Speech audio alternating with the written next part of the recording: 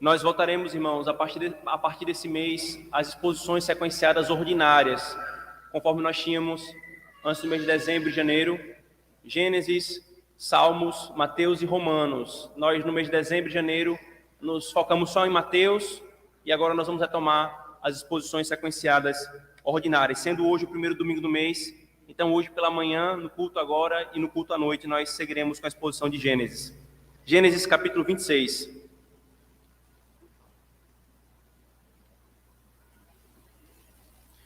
Diz assim, irmãos, a palavra do Senhor. Diácono Valber, baixa só um pouquinho, por favor. Sobrevindo fome à terra, além da primeira que havia nos dias de Abraão, foi Isaque a Gerar, avistar-se com Abimeleque, rei dos filisteus. Apareceu-lhe o Senhor e disse: Não desçais ao Egito, fica na terra que eu te disser, habita nela, e serei contigo e te abençoarei, porque a ti e à tua descendência darei todas estas terras e confirmarei o juramento que fiz a Abraão, teu pai. Multiplicarei a tua descendência como as estrelas dos céus e lhe darei todas as terras. Na tua descendência serão abençoadas todas as nações da terra. Porque Abraão obedeceu a minha palavra e guardou os meus mandamentos, os meus preceitos, os meus estatutos e as minhas leis. Isaque, pois, ficou em Gerar. Perguntando-lhe os homens daquele lugar a respeito de sua mulher, disse: É minha irmã, pois temia dizer: É minha mulher. Para que, dizia ele consigo, os homens do lugar não me matem por amor de Rebeca, porque era formosa de aparência. Ora, tendo Isaque permanecido ali por muito tempo, Abimeleque, rei dos filisteus, olhando da janela, viu que Isaque acariciava a Rebeca, sua mulher. Então Abimeleque chamou a Isaque e lhe disse: É evidente que ela é tua esposa. Como, pois, disseste que é minha irmã? Respondeu-lhe Isaque: Porque eu dizia, para que eu não morra por causa dela. Disse Abimeleque: Que é isso que nos fizeste? Facilmente algum do povo teria abusado da tua mulher, e tu atraído sobre nós grave delito. E deu esta ordem a todo o povo: Qualquer que tocar a este homem ou a sua mulher, certamente morrerá.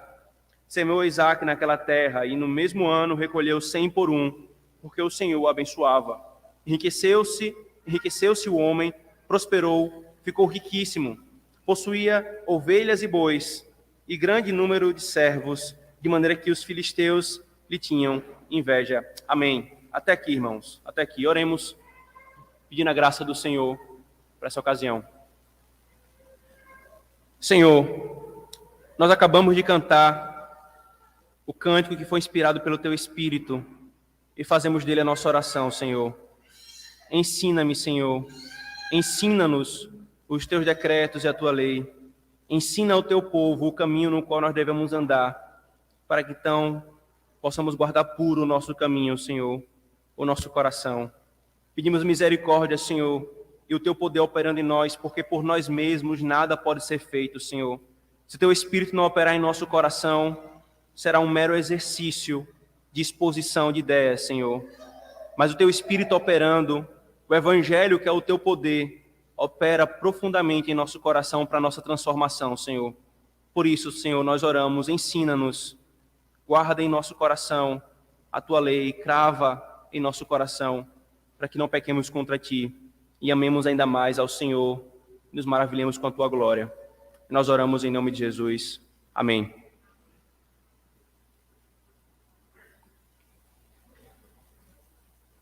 Queridos, desde o capítulo 12 de Gênesis, do capítulo 12 de Gênesis até o capítulo 25, nós caminhamos durante todos esses capítulos vendo a caminhada e a peregrinação de Abraão como escolhido do Senhor, como alguém com quem ele fez um pacto e nesse pacto prometeu abençoar todas as famílias da terra, todas as nações da terra, por meio de um descendente.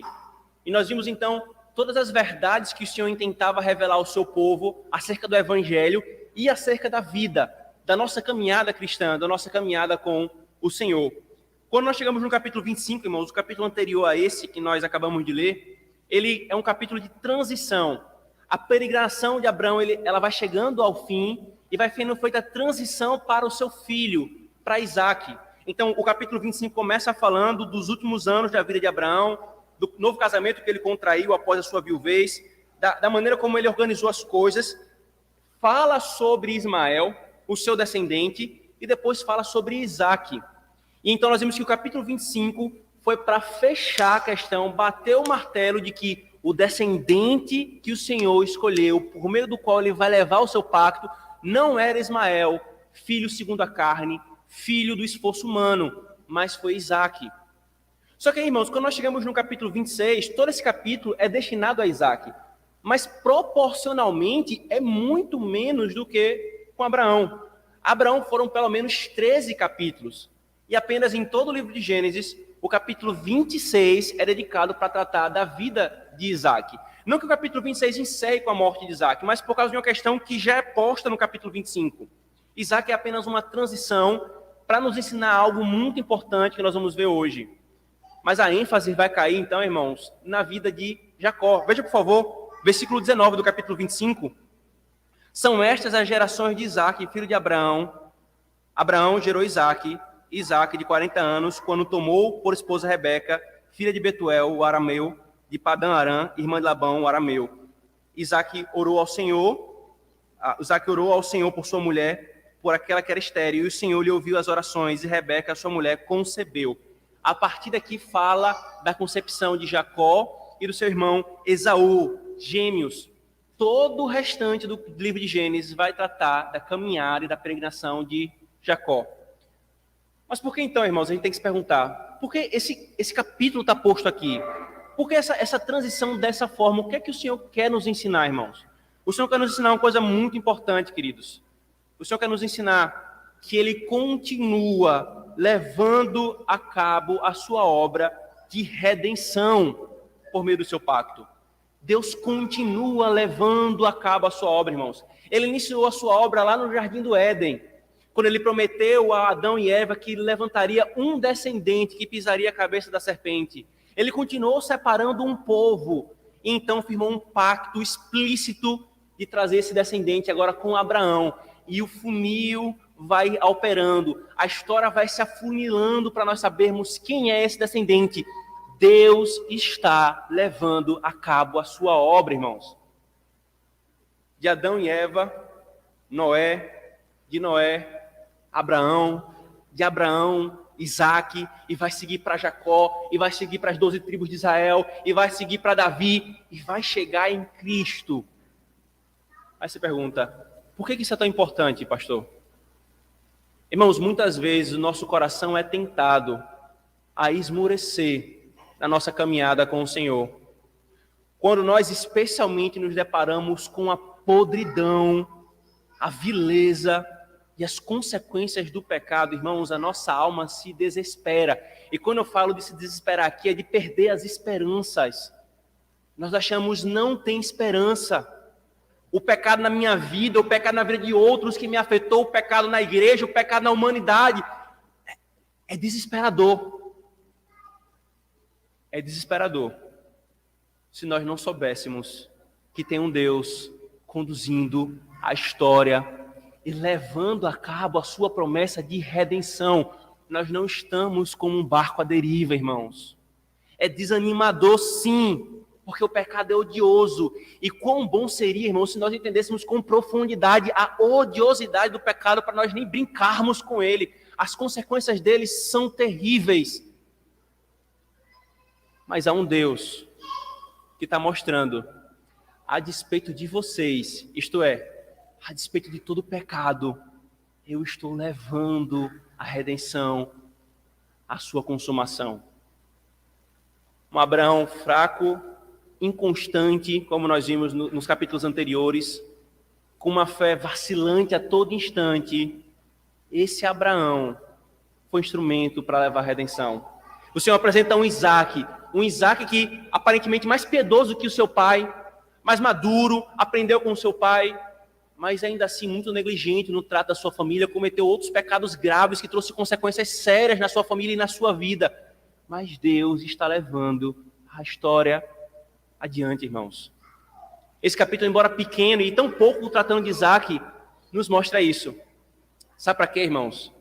para que você também tenha a convicção da seguinte forma: se o nosso Deus trouxe e conduziu a história dessa forma até aqui, se Ele levou a história em todos os seus meandros que nos fogem toda a apreensão até Cristo, se depois de Cristo, com os 2 apóstolos, Ele espalhou a sua igreja por todo o mundo, crente, não duvide, Ele vai levar ao fim a consumação de todas as coisas.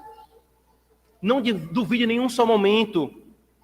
É por isso que os apóstolos falam muito da esperança que o Senhor nos deu em Cristo, uma esperança que foi adquirida pela sua obra. E quando nós olhamos para a história da redenção, quando nós olhamos para o que Deus fez, isso é para trazer mais convicção ao nosso coração. Você olha para frente, nós olhamos para frente, e o que nós vimos? Vimos coisas terríveis. Vimos a humanidade, nesse presente momento, cometendo erros terríveis, que parece que ela não aprendeu com o que aconteceu no século XX. Vemos injustiça nos tribunais, vemos injustiça em todo tipo de coisa. Vemos o pecado no nosso próprio coração. Desespero é a tentação. Desânimo é a tentação. Mas Gênesis 26 está posto aqui, irmãos, para nos lembrar disso. O Senhor não perdeu o controle de nada. O Senhor está levando a história para a consumação dela. Cristo vai retornar, assim como ele veio. Assim como o Senhor levou 4 milênios conduzindo a história até a manifestação de Cristo. Nós só estamos com 2, desde que ele se manifestou, aguardando a sua volta. Essa é a primeira coisa, irmãos, e talvez uma das coisas centrais aqui, considerando esse capítulo como um todo. Mas também, irmãos, esse capítulo nos ensina outras verdades para a nossa caminhada, verdades importantes para a nossa vida em peregrinação. E como é que o autor faz isso, irmãos? Nós não lemos o capítulo todo deliberadamente, né? Poderíamos tê-lo feito, mas pela extensão, em vista que nós vamos nos ater ao versículo 1 e 2 agora pela manhã. Mas o autor, irmão, Moisés, ele descreve essa história e nos ensina isso por meio de um recurso fantástico. Irmãos, Moisés coloca diante de nós, no capítulo 26, um resumo da vida de Isaac, que é um paralelo quase que exato com a vida de Abraão. Nós vamos ver isso pouquinho por pouquinho. A cada vez que a gente avançar em cada versículo desse capítulo, nós vamos ver esses paralelos. Mas só para vocês terem uma ideia, por exemplo, o versículo 1 e 2 é exatamente igual com o que é descrito no versículo 12 do capítulo 10, versículo 12 de Gênesis. O versículo 3 a 5 é falado algo parecido na vida de Abraão em Gênesis 12, 1 a 3, Gênesis 13, 14 a 18, Gênesis 15, 18 a 21. Esse capítulo aqui, 26, o versículo 6, tem um paralelo com 12, 1. O versículo 7 a 11 tem um paralelo com o 12, do 11 ao 20, com o capítulo 21, do 22 ao 24. E assim vai, irmãos, inúmeros paralelos. A vida de Isaac sendo contrastada em paralelos com a vida de Abraão. Não quer dizer que foi igual, porque inclusive nós vamos aprender nas diferenças muita verdade para a nossa vida. Nas diferenças entre a vida de Abraão e a vida de Isaac, e nas igualdades, naquilo que é parecido. Há muita coisa para nós, irmãos. Mas aqui, irmãos, há uma verdade que, ao lado dessa primeira que nós afirmamos, ela é de grande importância para nós. O que é que Deus está fazendo com Isaac aqui, irmãos? E que Ele também está fazendo comigo e com você. Assim como Abraão, irmãos, assim como Deus trabalhou em Abraão e na sua fé, foi o que nós vimos em todos os capítulos anteriores, assim também, irmãos, Deus precisava trabalhar na fé de Isaac. O capítulo 26 está nos mostrando exatamente isso. Abraão, ele foi trabalhado durante toda a sua peregrinação, ele foi alvo do pacto do Senhor. E esse que Isaac, inserido nesse pacto, precisava ter o mesmo trabalhar de fé. Ele precisava ter essa fé experiencial. Não simplesmente ser detentor do pacto no aspecto externo, mas também no aspecto interno, irmãos.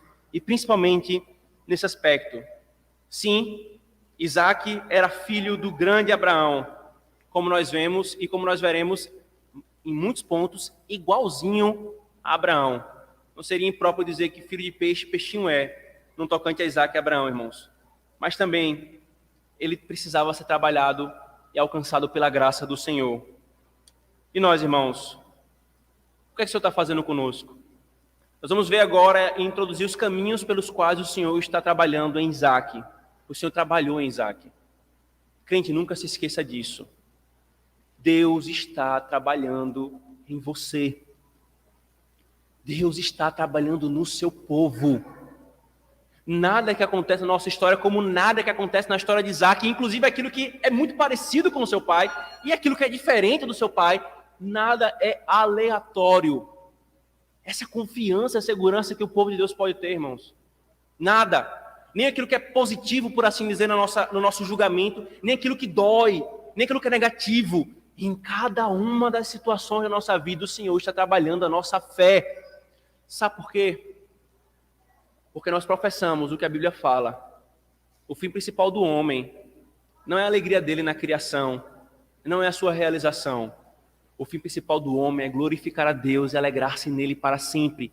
Então, tudo vai ser para isso. Tudo vai ser para isso. O seu casamento não tem por fim o seu casamento. O seu casamento é um meio de você glorificar ao Senhor. Você ter filhos não é um fim em si mesmo. O seu filho é um meio de você glorificar o Senhor e de ser trabalhado pelo Senhor. Você não está casado ainda, não é um fim de si mesmo, é um meio que o Senhor está usando para trabalhar em você.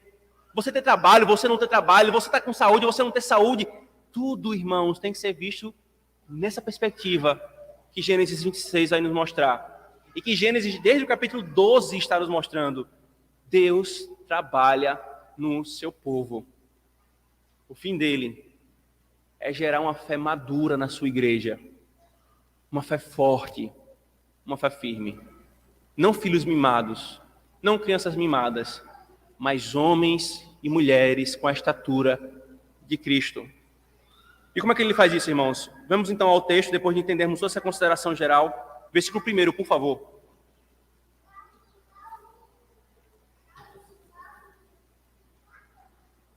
Sobrevindo fome à terra, além da primeira, a vida nos dias de Abraão, foi Isaac a Gerar, avistar-se com Abimeleque, rei dos filisteus. Apareceu-lhe o Senhor e disse: não desças ao Egito, fica na terra que eu te disser. Como é que o Senhor faz isso, irmãos? O texto começa dizendo que sobrevindo fome à terra. E aí a gente nem precisou se esforçar muito para ver que aconteceu a mesma coisa com Abraão. Veja que o primeiro paralelo é uma mesma situação climática. Uma mesma situação naquela região. Assim como Abraão, o texto fala, além da primeira que havia nos dias de Abraão, Abraão passou por uma seca que o impulsionou a um movimento. Sair daqui para um canto que tenha comida. Isaac passou pela mesma situação, mas há uma pequena diferença, irmãos. E a gente vai ver ela já já. Há uma pequena diferença com o que aconteceu com Abraão e o que aconteceu com Isaac. Mas o que nos chama a atenção aqui, irmãos, é que os dois passam pela mesma coisa. O que ocorreu então, irmãos, é que com Abraão, Deus não mencionou nada sobre não descer, não repreendeu ele, nem nada do tipo. Com Isaac ele falou. Agora, veja que coisa interessante, irmãos. A terra que estava seca, que o texto está falando aqui, é a terra que, em termos tipológicos, em termos físicos, tinha sido usado como parâmetro da promessa. Era aquela terra que o Senhor havia dito que mana leite e mel. Aquela terra que o Senhor havia prometido que daria a Abraão, a Isaac e a sua descendência. O que estava diante dos olhos de Isaac era aquela terra seca. Seca. Infrutífera. O que é que Deus está fazendo aqui, irmãos? A glória externa daquela terra que fora prometida a seu pai e imediatamente, indiretamente a ele, desvanecia diante dos seus olhos. Veja a tentação que Isaac poderia passar. Foi essa terra que o Senhor prometeu? Essa terra que fica tendo seca o tempo todo, que o tempo todo a gente precisa ficar com receio se a gente vai ter que descer para o Egito, vai ter que ir para algum local para comer, para ter o sustento. Era uma tentação possível, irmãos. A glória externa daquela terra desvanecia diante dos olhos de Isaac. E aqui, irmãos, nós aprendemos duas coisas do trabalhar do Senhor em nosso coração. e na nossa fé. A primeira, irmãos, quanto menos valiosa aos olhos da carne, mais Isaac era levado a contemplar a promessa com os olhos da fé. Vocês lembram de Ló, quando nós chegamos no capítulo 13, quando Abraão e Ló tiveram um conflito por causa das suas posses que cresceram, e Ló procurou seu tio Abraão e falou assim: não dá mais para a gente ficar junto, eu vou me apartar. Aí o texto diz, aí Abraão fala assim: então escolhe para onde você quer ir, Ló. Aí o texto diz que Ló levantou a cabeça e viu as campinas de Sodoma e Gomorra, e viu que era frutífera, e guiado pela vista, com o coração cobiçoso, ele foi para aquilo para o qual a carne julgava como melhor. E Abraão ficou na região desértica. Logo em seguida, Deus fala com Abraão: Abraão, levanta a tua cabeça, olha para o céu. A tua descendência será mais numerosa que a terra. Não se esqueça que você tem um pacto comigo. Eu fiz um pacto com você. Irmãos, a mesma coisa Deus está fazendo com Isaac. Ele precisa ensinar Isaac que a caminhada dele é pela fé nas promessas de Deus, independente do julgamento da carne, independente de parecer favorável, parecer bom ou não, irmãos. Abraão, curiosamente, recebe a ordem do Senhor: sai da terra do teu pai, da casa da tua parentela, e vai para a terra que eu vou te mostrar. Ele não viu a terra, ele foi pela fé. Só que Isaac já estava nessa terra. Isaac nasceu nessa terra. E como é que Deus trabalha a mesma coisa em Isaac? Ele trabalha a mesma coisa de uma forma diferente. A terra seca. Essa terra está seca, é infrutífera, para que a glória externa dela se desvaneça diante dos seus olhos, para que você não caminhe pela carne, mas pela fé. Mas pela fé. Queridos, é exatamente isso que Deus faz com o seu povo. É exatamente isso que Deus faz por meio de cada aflição, irmãos. Por meio de cada impotência da nossa parte, na nossa vivência na terra, irmãos. Deus, ele faz com que cada vez mais o mundo fique amargo para o seu povo, para que a era vindoura seja mais doce. Para que o dulçor da era vindoura seja experimentado com a fé. Sem dúvida, irmãos, abundância de paz e de conforto nessa era é uma grande tentação para o coração, porque nós vamos ter prazer e deleite aqui e falar: tá bom demais aqui, sair daqui é que é terrível. Mas quando o Senhor coloca gotas de amargura na nossa caminhada, é para fazer com que os nossos olhos se levantem, não para o que está abaixo do sol, mas para o que está acima do sol. Com Isaac, ele fez a terra prometida ficar seca e dizer: fica aí, não desce para o Egito, é aí que eu vou trabalhar em você. Como ele tem feito com você? Como ele tem feito conosco, irmãos? Nunca se esqueça, ele está trabalhando na nossa fé. E qualquer amargura que você sentir na sua caminhada, é o Senhor lhe dizendo: filho, filha, olha com os olhos da fé para a verdadeira terra que eu prometi, para a verdadeira herança que eu prometi dar a você em Cristo Jesus. Deus, irmãos, tem feito o mesmo conosco. Não despreze. Não fique feito uma criança mimada, esperneando. Ouça, se submeta, se humilhe. Deixe que a glória desse mundo se apague diante dos seus olhos, para que brilhe ainda mais claramente a glória dos novos céus e da nova terra. Não é uma dicotomia entre sagrado e profano. Esse mundo é o mundo do nosso Senhor. Mas não se esqueça que essa é uma era que está em queda. E nós aguardamos a era vindoura que Ele vai inaugurar.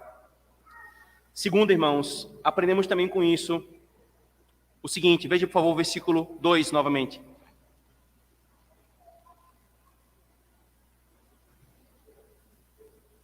Apareceu-lhe o Senhor e disse: não desça ao Egito, fica na terra que eu te disser. O que acontece aqui, irmãos? Deus ordena que ele fique ali, que ele fique na terra seca. O que mais Isaac precisava, irmãos? O que mais Isaac precisava? Novamente, fazendo uma consideração carnal, era loucura ele permanecer ali. Ele poderia pensar, eu vou ficar aqui nessa terra seca, se ali no Egito ainda tem o Nilo, jorrando água, frutificando comida. Mas o que mais Isaac precisava se Deus disse a ele explicitamente, fica aqui, fica aqui.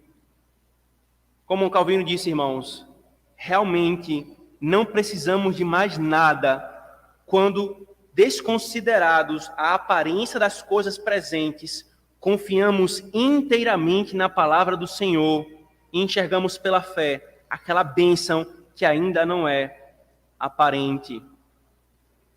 A fé faz a mesma coisa, irmãos. A fé em Cristo opera da mesma forma.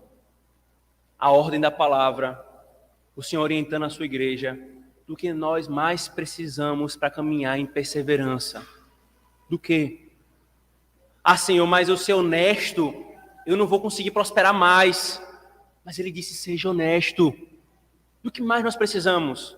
Ah, Senhor, mas se eu agir dessa forma tão casta, eu não vou encontrar uma varoa, eu não vou encontrar um varão. Mas Ele disse, haja castamente. Do que mais nós precisamos? O Evangelho é assim, irmãos. O Evangelho é desprezível para o mundo porque ele não coloca o poder no homem. Do que mais nós precisamos? Se o Senhor está dizendo que esse é o poder dele para salvar. Nós não precisamos ficar inventando a roda, como muitos querem fazer hoje. Nós não precisamos ficar procurando coisas, apelando para outras coisas que não seja a simplicidade e a essência da pregação da palavra. Isso é suficiente. O que mais nós precisamos para perseverar, irmãos? Do que mais nós precisamos para caminhar firmes? Não, pastor, eu preciso que o Senhor faça uma coisa potentosa na minha vida e me traga um grande benefício carnal e eu consiga aquilo que eu mais desejo. Isso não é caminhar pela fé. O Senhor não está aqui, irmãos, para satisfazer os nossos desejos. Antes, aí você fala assim, mas pastor, mas o Salmo 37, que diz que ele satisfará os desejos do teu coração. Aí você lembra que o Salmo 37, que tem esse verbo que diz que o Senhor vai satisfazer os desejos do teu coração, tem 9 outros verbos ao redor dizendo, confia no Senhor, faz o bem, descansa no Senhor, entrega os teus caminhos no Senhor, conforma o teu coração ao Senhor, e então, quando o teu coração estiver conformado ao Senhor, Ele satisfará os desejos do teu coração. Do que mais nós precisamos, irmãos, se o Senhor falou para nós, segue firme no Evangelho. Quando o coração, irmãos, não tem isso como suficiente, quando o nosso coração não tem isso por suficiente, a orientação da palavra, ele vai ficar buscando todo tipo de coisa no mundo. E é o que vem em seguida, é a incredulidade, é o amor ao pecado. E aí tudo isso vai nos afastar do Deus vivo e verdadeiro. Por quê? Porque não foi suficiente nós ouvirmos, fica aí. Não, nós queríamos mais do que a palavra. Eva quis mais do que a palavra e a orientação da palavra do Senhor. Por isso, crente, caminhe com essa segurança. O teu Deus sabe o que é bom e nos chama a confiarmos nele.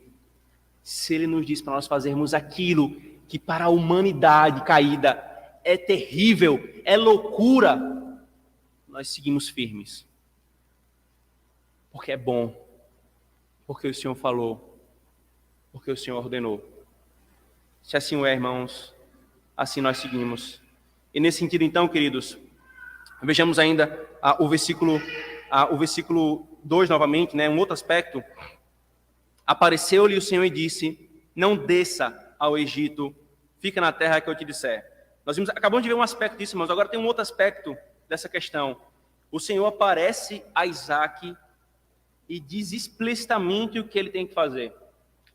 Quando nós falamos que há uma similitude aqui entre Isaac e Abraão, os dois passaram por uma seca, os dois se viram tentados a saírem da terra que o Senhor havia dado, há uma diferença aqui, irmãos. Qual é a diferença? Com Abraão se precipitou para o Egito, lá no capítulo 12, sem uma ordem do Senhor. O Senhor não reprovou, não repreendeu antes dele ir, mas o Senhor havia mandado ele ir para a terra prometida. Ele, sem uma ordem, desceu para o Egito. Então, irmãos, Abraão foi desobediente ou agiu sem uma ordem explícita e foi para o Egito. quando Deus mandou que ele ficasse peregrinando na terra. E aí nós lembramos todos os problemas que vieram disso, todas as situações infelizes que Abraão passou por ter descido para o Egito. Aqui não, irmãos. Com Isaac, Deus vai até ele. Deus manifesta-se extraordinariamente a ele e diz: fica aqui, Isaac, não desce para o Egito. Ele não fez isso com Abraão, ele está fazendo isso com Isaac, irmãos. Deus, ele revela e orienta explicitamente a Isaac. Sabe o que aprendemos disso, irmãos? Nós aprendemos a bondade do Senhor para com todo aquele a quem ele ensina, a quem ele mostra a sua vontade. Que bondade, irmãos. Aliás, um dos salmos na Escritura Sagrada fala: que povo é semelhante ao povo de Deus, a quem ele revela os seus segredos. Essa é uma grande diferença, irmãos. Com Abraão o Senhor não quis fazer, com Isaac ele fez. Agora veja quantos benefícios, ou melhor, quantos malefícios foram evitados, irmãos, nessa estrutura. Agora veja, irmãos, há uma diferença aqui entre Isaac e nós, certo? Isaac, ele recebeu uma revelação extraordinária, o que não mais acontece nos nossos dias após a conclusão da revelação. Com a Bíblia completa, não mais acontece o meio de revelação que era usado para entregar a Bíblia. O Senhor apareceu a Isaac, então não espere esse tipo de coisa. Como é que o Senhor faz conosco então, irmãos?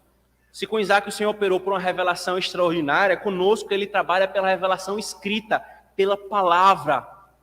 O Senhor orienta a sua igreja pela leitura da palavra, pela explicação da palavra no culto público. E se ainda, irmãos, não ficou claro a grande importância do culto público, que novamente tome mais esse ponto. É aqui que o Senhor orienta a sua igreja. É aqui que a palavra é destrinchada e aplicada na nossa vida, para que nós saibamos como viver, irmãos. Já falei para os irmãos em outra ocasião, e conversando com o diácono Valbinho esses dias, eu falei: Valbinho, interessante, né? Saiu uma série no streaming, no nosso streaming preferido. Aí a gente começa a assistir aquela série, e aí o primeiro episódio fica empolgado, eu não posso perder um só episódio. E aí vem o próximo episódio, eu vou, assisto, faço o que der, eu estou com o trabalho aqui em cima, eu arrumo um tempo para assistir. Aí acumulou os episódios, ficou 2 episódios, 3 episódios, você fala assim: não, eu não posso avançar um episódio sem assistir esses outros aqui. E aí eu vou e maratono. Como o nosso coração gosta disso, né, irmãos? Mas com a palavra e com a pregação dela, tem uma série acontecendo aqui. Na verdade, tem 4 séries acontecendo. Não é a série cotada na crítica dos cineastas. É a série da palavra sendo exposta, texto após texto. Em cada culto público, o Senhor orientando ao seu povo a ordenar o seu coração, a ordenar seus afetos, a orientar a sua vida, a trabalhar da forma como Ele agrada, a ser um marido, a ser uma mulher, a ser um jovem. Cada detalhe o Senhor ensinando a sua igreja, irmãos. Que bênção! Que bênção Isaac teve em receber do Senhor orientação. Não desce para o Egito. Que bênção você tem, igreja, por receber dia do Senhor após dia do Senhor a instrução pela pregação da palavra. Não espere o erro de uma revelação extraordinária. Claramente, pela Escritura Sagrada, irmãos, nós não esperamos mais isso, e é um erro aguardar esse tipo de coisa. Mas se aproxime da palavra e da pregação dela com forte expectativa de receber a orientação. Não necessariamente para você descer para o Egito ou não descer para o Egito. Mas como Isaac precisou de orientação por detalhes da sua vida, assim você pode receber pela palavra e em Cristo. Bendito seja o Senhor, irmãos, que nos mostra que Ele está conduzindo a sua obra até o fim. E enquanto Ele conduz a sua obra até o fim, Ele está trabalhando em nós. Ele está operando no seu povo. Ele está trabalhando na fé do seu povo. Sejamos trabalhados, irmãos, por Ele. Nos deixemos ser trabalhados. E então vai ficar mais facilmente pela fé de ver que Ele está conduzindo tudo para o fim. Amém. Oremos, irmãos.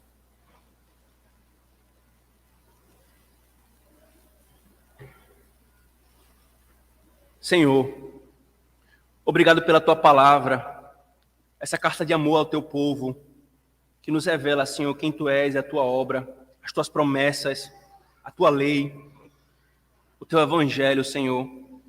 Muito obrigado, Senhor, por esse texto de Gênesis 26, que nos mostra que o Senhor não abandona a tua obra de redenção, e se tu trouxe ela até aqui, tu levará até o fim e consumará, Senhor. Aumenta a nossa fé, para que nós vejamos isto, Senhor, com os olhos da fé.